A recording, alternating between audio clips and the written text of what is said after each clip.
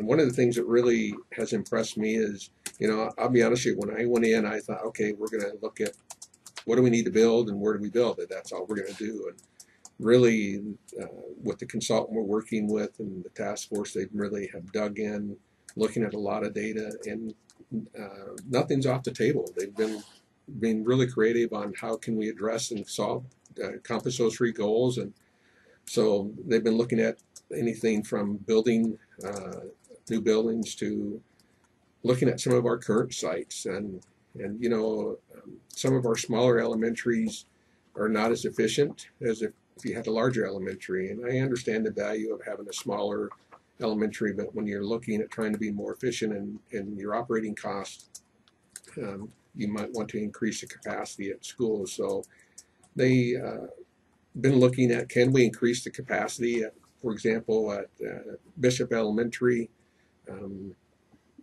building a new facility that houses probably about 720 students on the existing property. So you build it while you're in session, and then once that new building's done, you tear down the old one. So we're looking at doing that, possibly doing that there, maybe at Churchill as well, and possibly in the southeast, maybe looking at expansion at Longfellow, which then would probably require us to move that 4515 to a different school in the southeast somewhere. So they're looking at existing sites and increasing the capacity there, not just building a new elementary. They're looking at potentially moving some programs like, what if we move the Montessori program out of Franklin, then that increases the capacity in the southeast part of the city.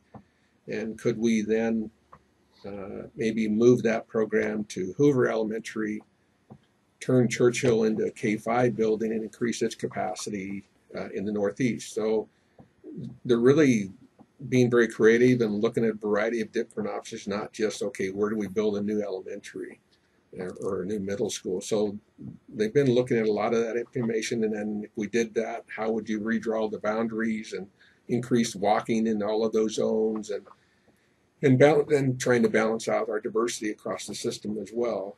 And at the middle school level, I'm pretty sure we're going to have to build a middle school. That's pretty obvious based on the data that we're looking at, and most likely that'll probably end up in the southwest part of the city, just because the data is showing us that probably 10 years down the road we're going to need a fourth high school, and it makes sense to have one in each quadrant of the city. So that's going to be southwest. So why not have the middle school that would feed into that eventually new high school in the southwest?